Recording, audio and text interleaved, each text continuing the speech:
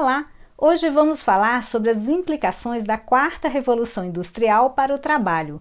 O que isso tem a ver com seu projeto de vida? Em seguida, a especialista Amanda Machado fala sobre a importância da abertura constante para o ato de aprender e traz uma frase inspiradora de Einstein. Estudantes nos contam suas estratégias para manter a rotina de estudos. Vamos ver? E aí, pessoal, beleza? Meu nome é Clever, eu sou professor da Secretaria de Educação do Distrito Federal. Atualmente estou como especialista pedagógico do programa Ensino Médio em Tempo Integral.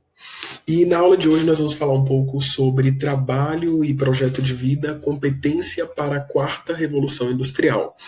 É um tema atual que está em constante discussão, é bem interessante o debate e ele é fruto de algumas discussões que ocorreram nesse livro, lançado por Klaus Schwab, e ele fala sobre a quarta revolução industrial. Então a gente pega alguns aspectos que Klaus traz, né, nesse livro e discute um pouco à luz da relação trabalho e projeto de vida, que é tão importante, tão caro para cada um de nós, né?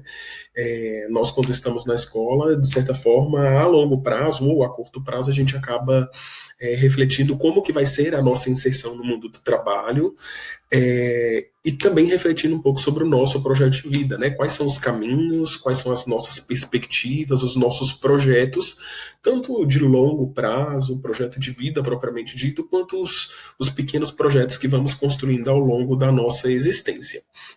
E aí, nesse sentido, a nossa aula de hoje é para vir ao encontro de conhecer de que maneira que essa quarta revolução industriada, esse termo, né, criado pelo Klaus, diante das circunstâncias, diante das transformações que estão acontecendo na sociedade, impactam o trabalho e impactam o nosso projeto de vida. O autor Klaus ele começa fazendo um apanhado sobre as diversas revoluções que aconteceram ao longo da nossa trajetória. Ele começa lá na primeira revolução industrial, que iniciou ali a partir do século XVII, com a invenção das máquinas a vapor, com as ferrovias, com a produção mecânica, né? Passando da produção manual para a produção mecânica. E isso revolucionou, né, a sociedade naquela determinada época. A segunda revolução ocorreu em meados do século XIX, com a invenção da eletricidade, com a produção em massa, então com a possibilidade de produzir em grande quantidade, em grande escala. Também foi uma grande mudança que aconteceu na sociedade. Sempre que a gente fala em revolução, a gente está falando em uma mudança radical, uma mudança que de fato tem vários impactos em diferentes áreas. E aí, na terceira revolução industrial, que ocorreu em meados do século XX, a gente também tem aí uma mudança, uma grande transformação na sociedade com a invenção do computador e com a invenção da internet, não? Essa possibilidade de se conectar, essa possibilidade de realizar transações econômicas, essa proximidade entre as diferentes culturas, entre os diferentes povos. Então, também influenciou bastante a organização da sociedade, a forma como nós conduzíamos o nosso modo de vida enquanto humanidade, enquanto sociedade.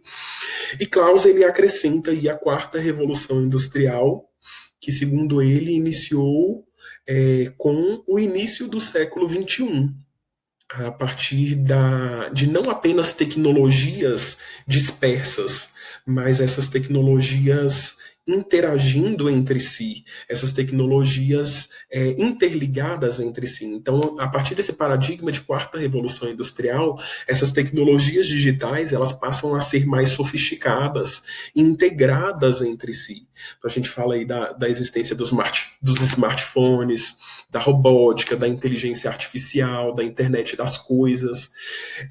Alguns exemplos práticos, por exemplo, de internet das coisas, e que eu vivencio no meu dia a dia, por exemplo, quando eu estou escrevendo um determinado e-mail, e aí o próprio site ele vai dando sugestões com base nos e-mails que eu escrevi anteriormente, de frases que eu inicio a digitar, ele vai dando sugestões de como completar aquela determinada frase, possíveis possíveis palavras que eu gostaria de escrever com base naquilo que eu já escrevi. Então, isso é inteligência artificial, né? Um trabalho preditivo que a máquina, que o computador, que no caso a tecnologia é capaz de desempenhar com base nessa leitura que ela faz dos hábitos constantes que eu costumo ter e que outras pessoas que costumam escrever e-mail podem também ter percebido. Outra coisa também que eu costumo no meu dia a dia perceber é uma notificação. Por exemplo, quando eu saio de casa em um determinado horário, que eu sempre costumo sair, e aí o celular ele já me dá a duração para o trajeto, para o possível trajeto que eu vou. Então, dependendo do horário e dependendo do dia da semana que eu saia, ele costuma me apontar. Faltam. Daqui 5 minutos você chegará ao shopping JK. Então é um dos exemplos de como a tecnologia, ela de certa forma, ela também está começando a prever determinados eventos, né, previsíveis que a gente faz por meio dessas informações, por meio da percepção, né, dos sensores, das informações que a gente vai alimentando nos diferentes equipamentos. Eu dei exemplos aqui do smartphone, né, do e-mail, mas existem N outros. Nesse contexto de quarta revolução industrial, nós temos diversas tecnologias, diversos tópicos, como o armazenamento de energia, inteligência artificial, internet das coisas, biotecnologia, veículos autônomos. São determinadas realidades que vão se integrando, né? São tecnologias que, de certa forma, estão integradas, são tecnologias mais sofisticadas que mudam a nossa forma da gente se relacionar com o mundo propriamente dito. Essa aqui é Sofia, não sei se vocês já conhecem, ela foi o primeiro robô a receber o título de cidadania lá na Arábia Saudita. E aí, se você não a conhece, seria interessante vocês depois pesquisarem um pouco sobre ela. Tem até um vídeo de uma reportagem que já passou no Fantástico, de quando ela esteve aqui num evento de tecnologia no Brasil, e é bem interessante. Depois pesquisem essa reportagem no YouTube. E tem uma frase que ela disse que é a seguinte: sei que muitas pessoas têm medo que os robôs destruam o mundo ou fiquem com seus empregos. Nós não vamos destruir o mundo, mas vamos ficar com os vossos empregos, e isso vai ser uma coisa boa, porque vão poder dedicar o tempo a outras coisas. E quando eu faço a análise desse discurso da Sofia, esse discurso, ele no caso não foi programado, de fato foi inteligência artificial implantada nela, ela é um robô com inteligência artificial, então ela mesma cria essas sentenças, né, essa forma de se comunicar, e quando eu faço essa interpretação dessa fala dela, eu não vejo como sendo, de fato, um presságio apocalíptico de que todos os empregos vão acabar. Na verdade, muitos dos nossos empregos, muitas das nossas tarefas, das nossas atividades, os robôs, né, a tecnologia, ela vai ser capaz de fazer. Muitos trabalhos previsíveis, muitos trabalhos manuais serão passíveis de serem automatizados.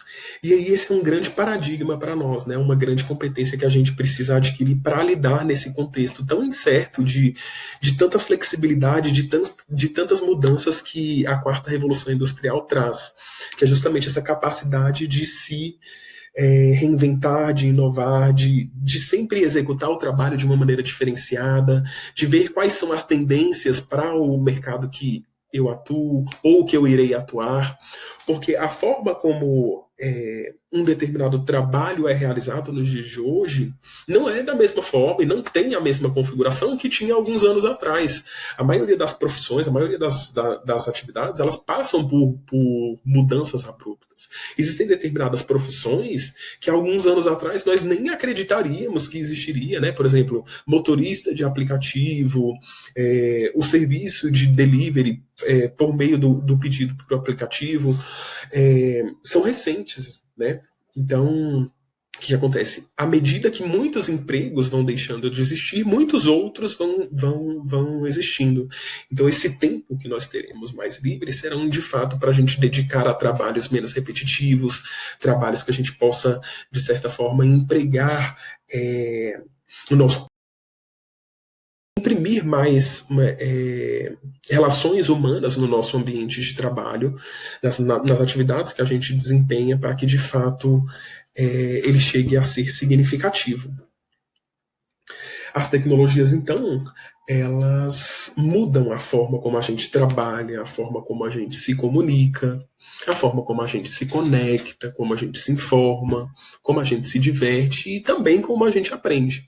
Então, se vocês pararem para analisar um pouquinho, a gente a gente precisa se adequar um pouco em relação a essa nova realidade, né?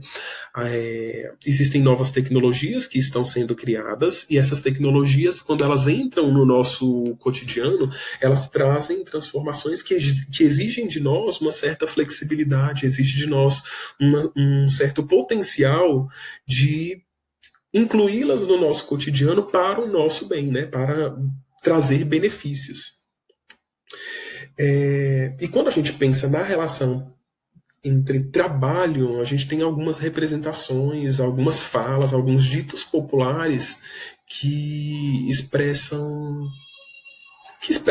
assim de maneira popular o que ele representa. Por exemplo, algumas frases aí na tela.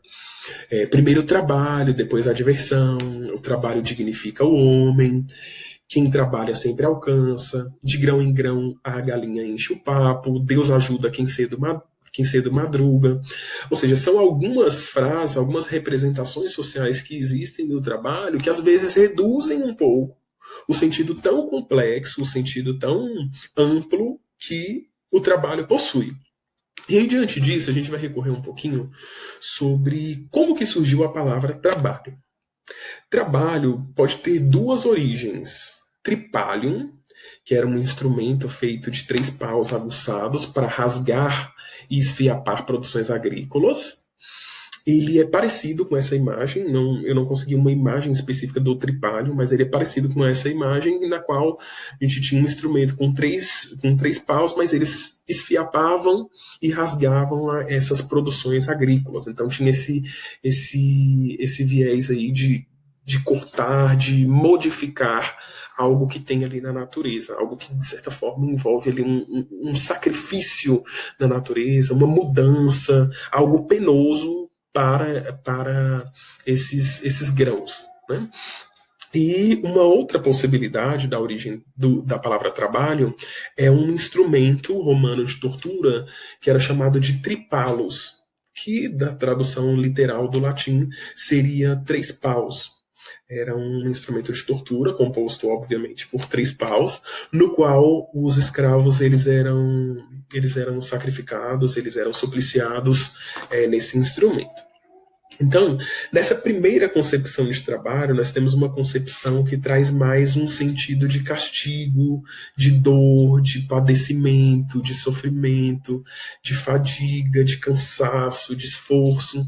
E com certeza você já deve ter ouvido alguém falar, ou então, se você já trabalha, se você já faz um estágio, às vezes você pode ter se sentido assim, né, no seu ambiente de trabalho, fatigado, cansado, aflito, como se fosse um padecimento, não aguento mais o trabalho.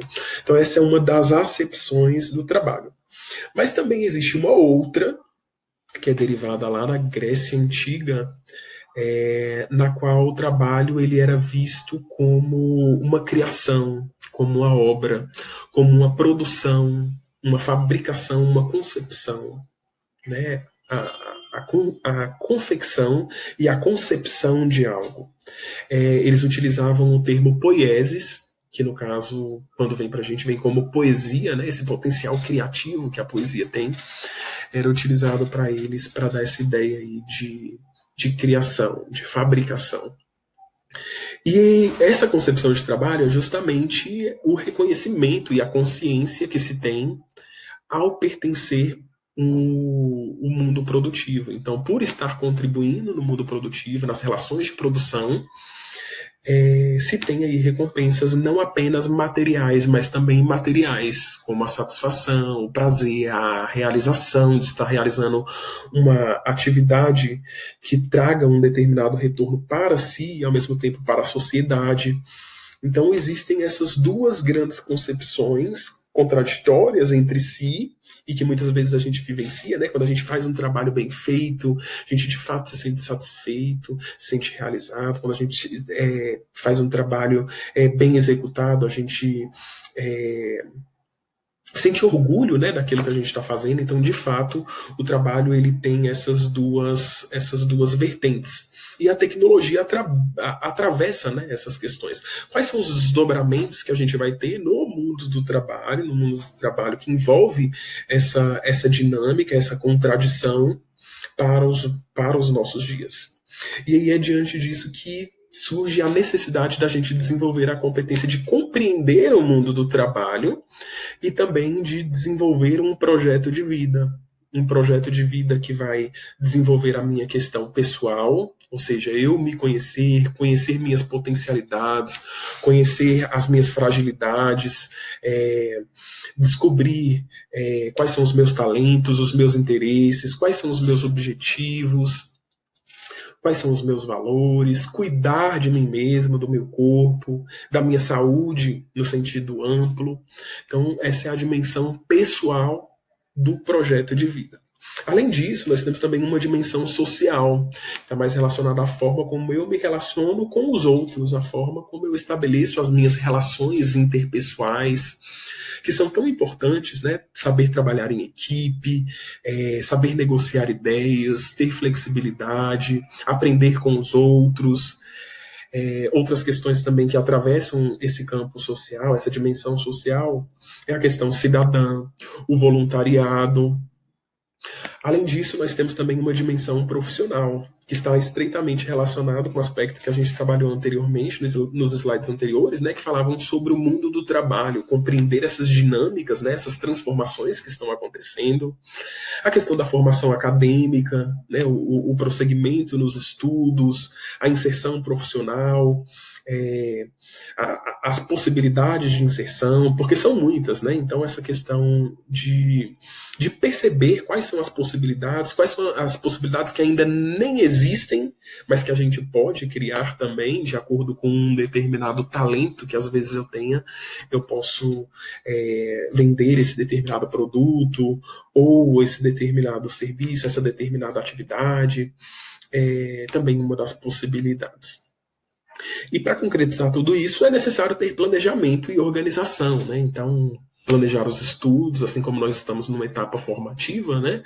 O ensino médio em tempo integral é um espaço que, de fato, a gente precisa ter uma organização para levar os estudos, para a gente conseguir atingir os nossos objetivos, mas também no mundo do trabalho a gente também vai precisar, né, ter um planejamento, uma organização de como lidar com essa rotina, lidar com os compromissos, lidar com as tarefas de fato que a gente vai realizar para que elas de fato consigam ser executadas, que a gente consiga atingir os nossos objetivos. Além disso, saber tomar decisões. Em tópicos anteriores, comentei sobre a questão de que são muitas as oportunidades. Então, diante disso, a gente precisa fazer escolhas, tomar decisões, analisar criticamente as oportunidades, criar também oportunidades, lutar por direitos. E também nós temos aí a questão da aprendizagem constante. A todo momento a gente precisa estar aprendendo, a gente precisa estar aberto para, de fato, continuamente estar se educando, continuamente, ao longo da vida, vivenciar esse processo de meta-aprendizagem, de aprender por si próprio, ir atrás, não necessariamente buscar, esperar sempre que alguém nos ensine como fazer, mas também ir atrás disso.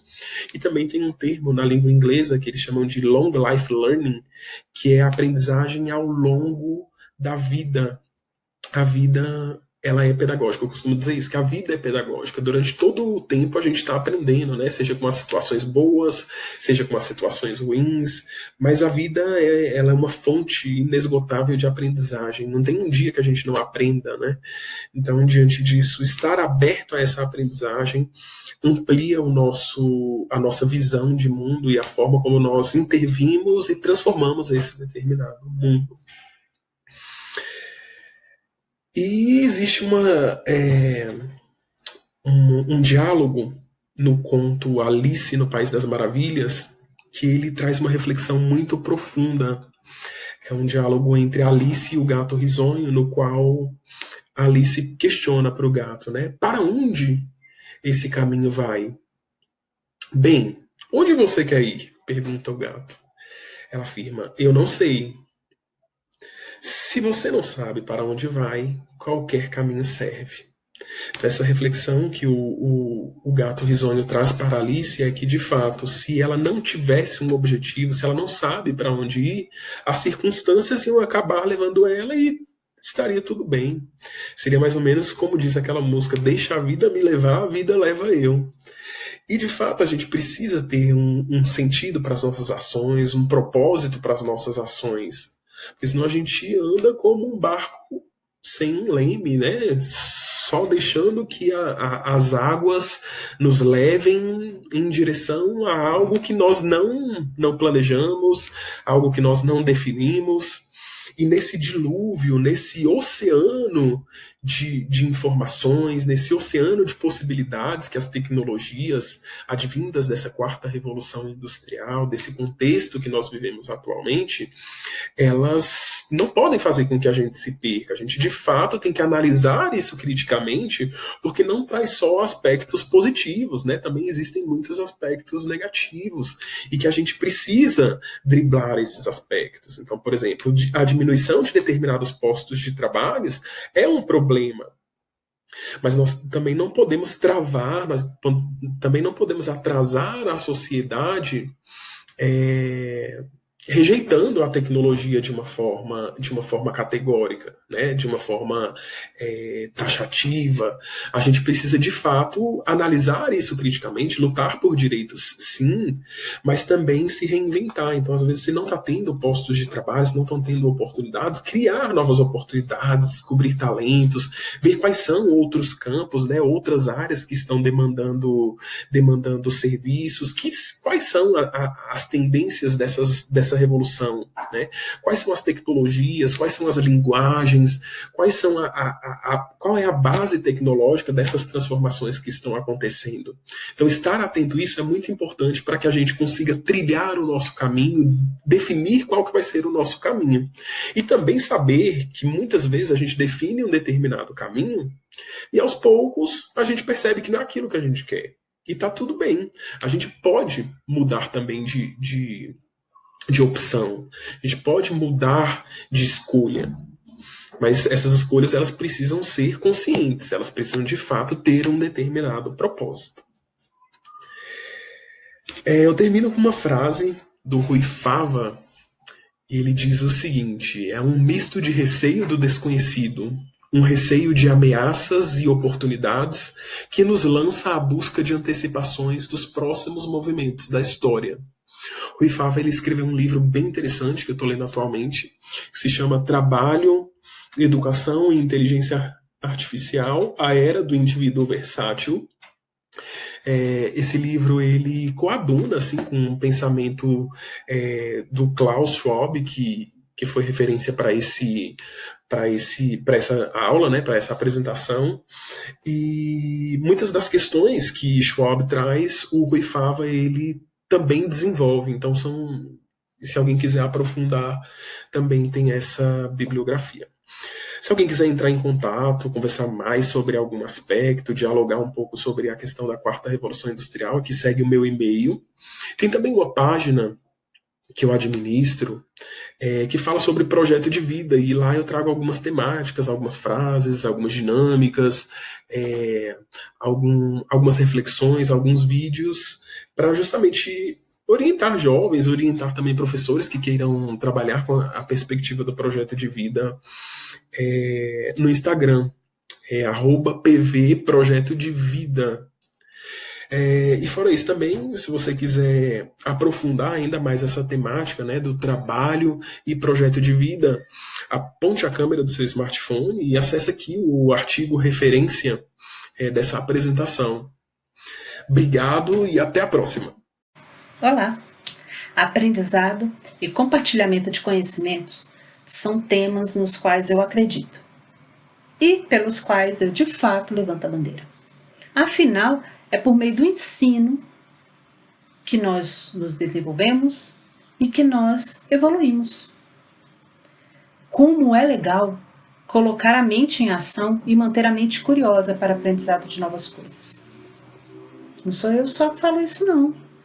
Há muito tempo atrás, um famoso cientista disse que o importante é não deixar de questionar. A curiosidade tem razões próprias para existir. Nunca percam uma sagrada curiosidade. Essas são palavras de Einstein. E se Einstein falou isso, quem sou eu para duvidar disso? Né? E você?